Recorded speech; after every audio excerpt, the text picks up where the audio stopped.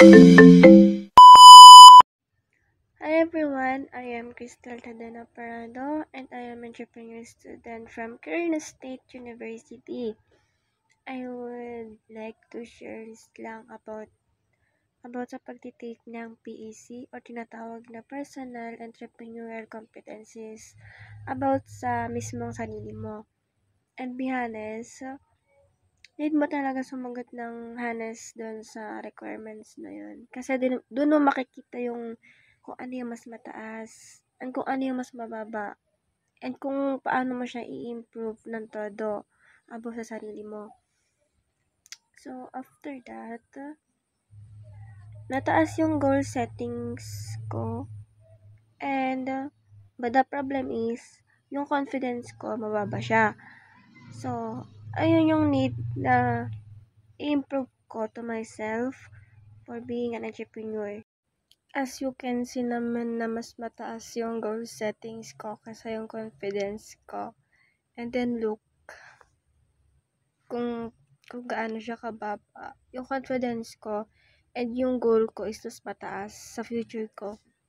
So, problema ko is yung confidence ko to how to improve myself bilang entrepreneur.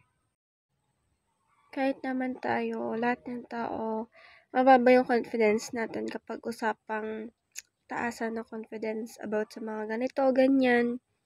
Pero kasi, bilang entrepreneur, hindi mo kailangang isipin na magpapatalo ka about sa sarili mo. Kasi kailangan mong itaas kung ano ka, kung sino ka, kasi yan din yung magiging role mo. Yan din yung magiging career mo na dapat i-improve mo kapag nagkaroon ka na ng sarili mong business. Like, yung confidence mo kapag nag-convince ka ng ibang tao about your product, need mo pataasin yung confidence mo para makabenta ka and para hindi ka malugi. Kasi ando na din yung behavior mo to sell your products. As a first student of entrepreneurship course department, you need to grow your confidence talaga kahit sometimes hinihila ka niya pababa. Wala Kasi nasa part mo na yung pagiging mababa yung confidence mo. But you need to improve it. I-improve mo yung sarili mo.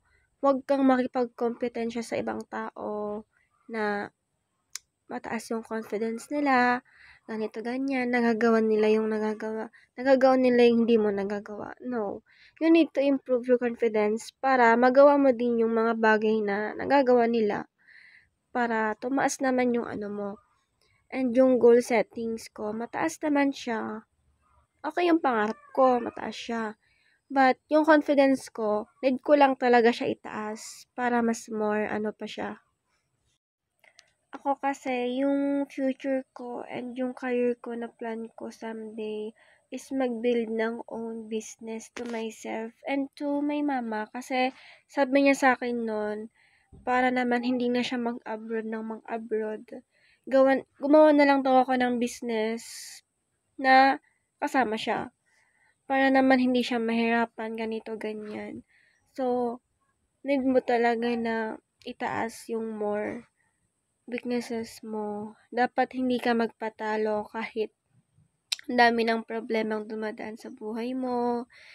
Like, kahit sometimes hindi mo makontrol yung behavior mo, you need to control it para someday, kasi madadaan mo din naman yun kapag nagka-business ka na. So, ayun dapat yung gawin mo para walang makaano ng ibang tao, hindi maka-affect. Sometimes kasi, kahit first year pa lang ako, na-experience ko yung words na give up na lang, wag nang ituloy, ganon. Kasi mahirap din yung situation kapag kulang ng financial support ng magulang mo. And, ayun, ang daming problema na dumadagdag sa'yo. Kaya kahit ganun yung situation ko bilang entrepreneur, need ko pa din itaas yung future ko. Kasi for me din naman yun and para sa magiging mother ko someday.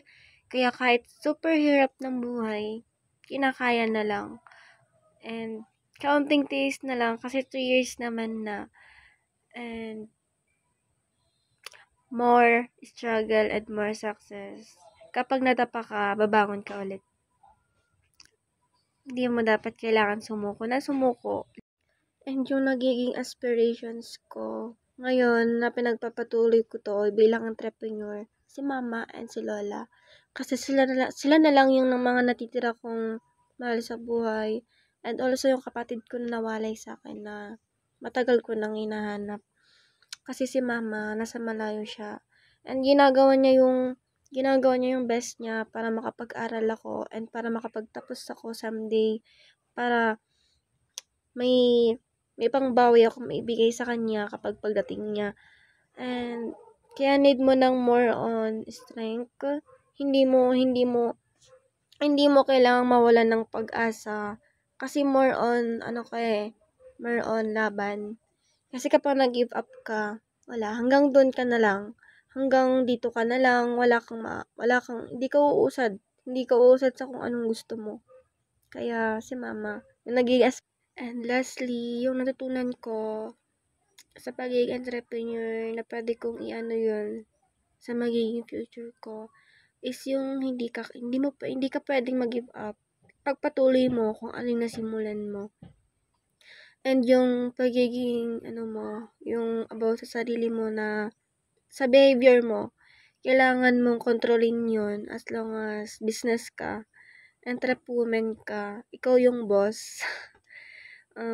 Kailangan mong magtiyaga para sa magiging future mo someday. And madami ako natutunan na lesson like kailangan mong itaas yung mga bagay na mahina ka. Kailangan mong improve yung mga weaknesses mo para mas ma-improve talaga yun ng todo. Kasi dadalhin mo din yun someday sa future mo. And yung natutunan ko sa pagiging entrepreneurship student is paano ka makipag-communicate sa ibang tao. Like, kailangan mong maglagay ng behavior, need mo maglagay ng calm. Kailangan mong magpag-usap ng maayos, dapat hindi ka galit. But sometimes kasi, karamihan hindi mo nakokontrol yung sarili mo, kaya dinadaan mo na lang sa galit. But syempre, bilang entrep ka nga, you need to handle your attitudes to other people para naman maayos yung makikipag-communicate mo sa kanila. And ayun yung natutunan ko bilang entrepreneur na hindi mo dapat kailangan sumuko kahit anong mangyari sa buhay mo. And magpatuloy ka lang. Bilang entrepreneurship din, natutunan ko na kailangan hindi mo din dapat ilagay yung sa sarili mo na kung ano yung natapos mo, doon ka na. No. Kasi kung kaya sinabi ko, kasi kung hanggang dito ka na lang, hindi ka uusad. Kaya more lessons and more challenge and more pagsubok na dadating sa buhay ko. And masaya ako bilang entrepreneur kasi nadadagdagan yung confidence ko na hindi ko naman nagagawa since senior high school, junior high school, as in now ko lang. Now lang nag-i-improve yung confidence ko actually. Ngayong first year college ako. And I hope na magpatuloy yun.